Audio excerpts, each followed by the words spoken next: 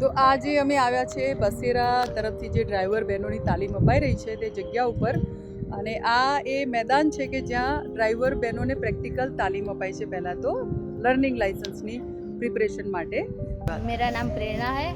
मैं पहले तो मैं घर पे ही थी, फिर मुझे एक बहन ने बोला कि ऐसे ड्राइवर बहन तरीके से एक संस्था है जिसमें हमको गाड़ी वगैरह सिखाते हैं. तो फिर मैं जुड़ी यहाँ पे, गाड़ी सीखी. सर ने और सभी ने, बसेरा ने मुझे बहुत सपोर्ट किया है, अभी तक भी कर रहे हैं. फिर मेरा लाइसेंस आया, तो लाइसेंस आने के बाद मुझे ऑन रोड दिया. ऑन रोड के बाद मुझे जॉब भी दिलाई अच्छी, जो मैं 3 महीने से कर रही हूँ वहाँ पे भी. और अब मुझे यहाँ पर भी ट्रेनर तरीके से यहाँ पे रखा है मुझे, तो मैं 2 महीने से यहाँ पर भी सिखाती हूँ. तो आपने पहले सीख लिया, अब आप दूसरों को सिखा रहे हैं. हाँ, दूसरों को सिखाती हूँ. कैसा लग रहा है? बहुत प्राउड फील कर रही हूँ खुद पे भी, और थैंक्स बसेरा को जो मुझे इतना सपोर्ट किया, आगे बढ़ाया. कितना कमाते हो आप? 15,000. ओके. तो आप फैमिली में ऐसे व्यक्ति हो जो अपने पैरों पे खड़े हो गए. तो घर में पहले कैसा सपोर्ट मिलता था, अभी कैसा सपोर्ट मिल रहा है? अभी कमाते हैं तो कुछ मतलब अलग ही, मैं एक्सप्लेन नहीं कर पाती ठीक से. ऐसी फीलिंग, मतलब फीलिंग अलग आती है. हाँ, अभी सम्मान से देखते होंगे. पहले हाँ. ऐसा है कि मुझे मेरे एरिया में भी मुझे ना सब सम्मान के साथ बुलाते हैं अभी तो, कि तू कमाने जाती है, तू गाड़ी सिखाती है, चलाती भी है. आपकी जैसी बहुत सारी लड़कियां जिसको सीखना है, लेकिन कहीं ना कहीं उनको डर है. तो ऐसी लड़कियों को आपको मैसेज देना हो तो क्या दोगे? सीखना चाहिए. और मैं तो उनके घर वालों को भी कहूँगी कि लड़कियों को आगे बढ़ाओ. आगे बढ़ेगी तो कुछ करेगी, वरना पीछे ही रह जाएगी, कुछ नहीं होगा.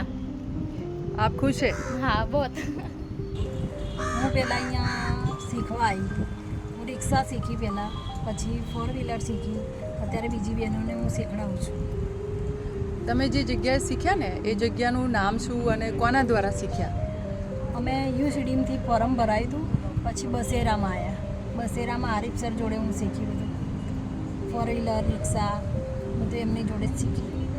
પહેલી વખત જ્યારે તમે એવું વિચાર્યું કે તમારે ડ્રાઇવિંગ શીખવું છે, હા, તો તમને મનથી ઈચ્છા થઈ કે કોઈએ તમને કહ્યું કે ભાઈ તારે ડ્રાઇવિંગ શીખવું છે અને તમે શરૂ કર્યું? ના, મેં મારા મનથી જ કર્યું. મનથી વિચાર્યું કે મારે શીખવું મારે છે. શીખવું છે. અને જ્યારે પહેલી વખત સ્ટીયરિંગ પકડ્યું ત્યારે ડર લાગી હતી. ડર લાગેલો, પછી શું લાગ્યું ધીરે ધીરે? પછી ધીરે ધીરે થોડીક હિંમત આવી ગઈ. જે તમને શીખવે છે હા, એ એક પુરુષ છે અને તમે એક મહિલા છો, તો એ પ્રમાણે એમ ડર લાગે કે ભાઈ નહીં ફાવે તો શું કરીશું, એવું કંઈ? ના, એવું કશું નહીં. સરનો સ્વભાવ જ એવો હતો કે અમને એવું કંઈ લાગે જ નહીં. એમ શીખવાડવા માટે બેઠા છે ને શીખવે છે. ઓકે. તો અત્યારે તમે કેટલું કમાવ છો? અત્યારે મારી સેલેરી 14,000. 14,000 છે. અને ઘરનું કામકાજ કરીને બી પાછું આ કામ કરો છો. તમારા બાળકો તમને જુએ તો એમને કેવું ફીલ થાય? કે મારી મમ્મી આવું કરે છે, સરસ કરે છે. ગર્વ થાય. હા, તમને કેવું લાગે છે? તમે પહેલાં શીખ્યા, તમે હવે બીજાને શીખવાડો છો, તો માલતીબેનને અત્યારે કેવું લાગે છે? સારું લાગે છે. સારું લાગે છે. મારું નામ આરીફ છે મેમ, અને હું ટેકનિકલ ટ્રેનર છું. 3 વ્હીલ, 2 વ્હીલ અને 6 વ્હીલ સુધીની ટેકનિકલ બહેનોને શીખવાડું છું. બહેનો સાથે ઘણા સમયથી જોડાયેલો છું. 2017થી હું જન વિકાસમાં જોડાયેલો છું, ડ્રાઈવર પ્રોગ્રામમાં. જ્યારે સંસ્થા સાથે જોડાયો તો મારી મેન્ટાલિટી ચેન્જ થઈ. બહેનોની રિસ્પેક્ટ આવી, મને ઇજ્જત કરવા લાગ્યો બહેનોની. અને અત્યારે પુરુષથી વધારે હું બહેનો પર ભરોસો કરું છું કે બહેન કોઈ ચલાવતી હોય તો નિરાતે સૂઈ શકું છું ગાડીમાં, એ પછી કોઈ પણ વ્હીકલ હોય. એક શ્યોરિટી છે કે મારી ફેમિલી ગમે ત્યાં મોકલીશ બહેન સાથે. એક તો એમને નશાની કોઈ એ નથી. બહેનો સાથે શીખવાડવામાં કોઈ મુશ્કેલી નથી, ખાલી એમનો વિશ્વાસ જીતવું પડે છે, એમની સાથે બોન્ડિંગ સારી રાખવી પડે છે. હું એમની સાથે નથી જોડાતો, એમની ફેમિલી સુધી જોડાવું છું, એમના ઘર સુધી જાઉં છું, ત્યાં ચા પીઉં છું, એમના પરિવાર સાથે જોડાવું છું.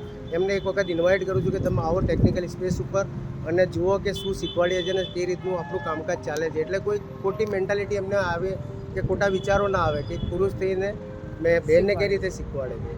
તો એક આ ચેલેન્જીસ હોય છે અમારે. બીજું સતત એમનું કાઉન્સિલિંગ, કારણ કે બેન 10 કામ છોડીને આવી હોય છે તો એના મગજમાં એ જ ફરતું હોય છે કે આ જઈને આ કામ કરવું છે, કપડાં, ઝાડુ, વાસણ, છોકરાઓ, જમવાનું બનાવવાનું. એટલે આ બધાથી એમને પ્રિપેર્ડ કરીને બહાર લાવવા પડે છે કે તમારી 24 અવર્સની લાઈફમાંથી તમે મને માત્ર અડધો કલાક આપો.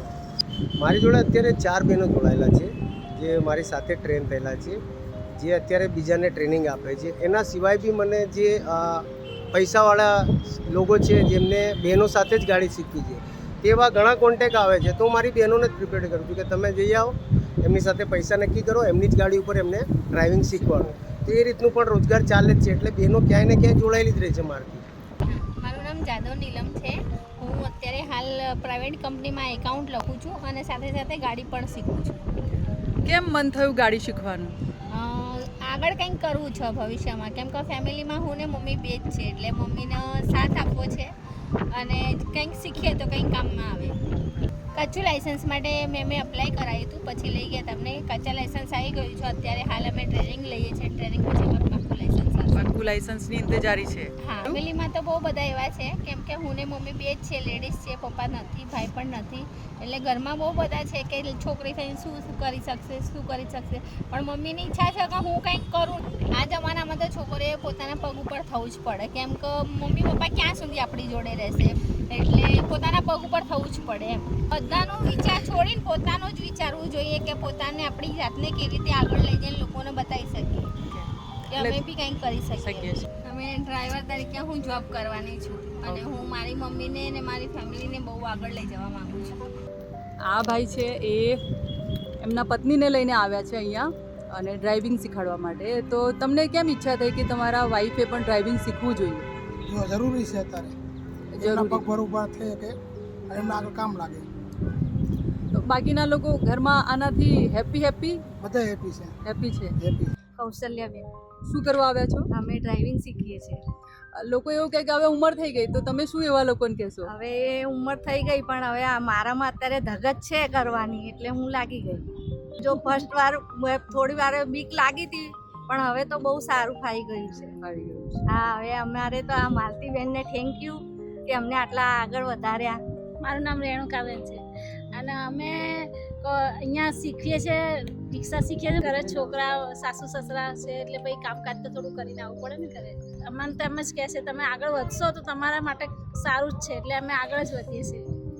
તો મિત્રો, આપણે અહીંયા તમને ઘણા બધા લોકોને મળાયા, જે તમામ લોકો ડ્રાઈવર બેનની ટ્રેનિંગ માટે આવેલા છે અને માલતીબેનને પણ આપણે સાંભળ્યા છે. તો આ માહિતી તમારા સુધી એટલા માટે પહોંચાડું જેથી કરીને તમે બીજા લોકોને પણ माहिती शेयर कर सको। हेलो एवरीवन, मेरा नाम रुद्रानी है और मैं यहाँ पे ड्राइवर बिन प्रोग्राम के साथ अभी 1 साल से ज़्यादा हो गया मैं जुड़ी हुई हूँ। और प्रोग्राम में जो भी हमारे स्टेप्स होते हैं, ड्राइविंग सिखाना, जो भी LL का हम प्रैक्टिस करवाते हैं, परमानेंट लाइसेंस का प्रैक्टिस करवाते हैं, वो सारे स्टेप्स में मैं रहती हूँ। और इस प्रोग्राम के साथ जुड़ने के पीछे भी मेरा एक मकसद है कि मैं भी एक महिला हूँ, तो महिला के लिए कुछ करना और महिलाओं को आगे देखना है। खास करके ऐसे क्षेत्रों में देखना जहाँ पे हम ज़्यादातर पुरुष को ही देखते हैं, वहाँ पे महिलाओं को देखने से जो खुशी मिलती है वो मेरा ड्राइविंग फोर्स है इस प्रोग्राम के साथ जुड़ने के लिए। एंड आई थिंक मैं सब बहनों को, जहाँ तक अगर आप मुझे सुन रहे हो अभी, तो आई वुड रिक्वेस्ट कि आप लोग वो हिम्मत जुटाओ, वो डिटर्मिनेशन जुटाओ और आप इस प्रोग्राम के साथ जुड़ो और आप ड्राइविंग सीखो। Thank you.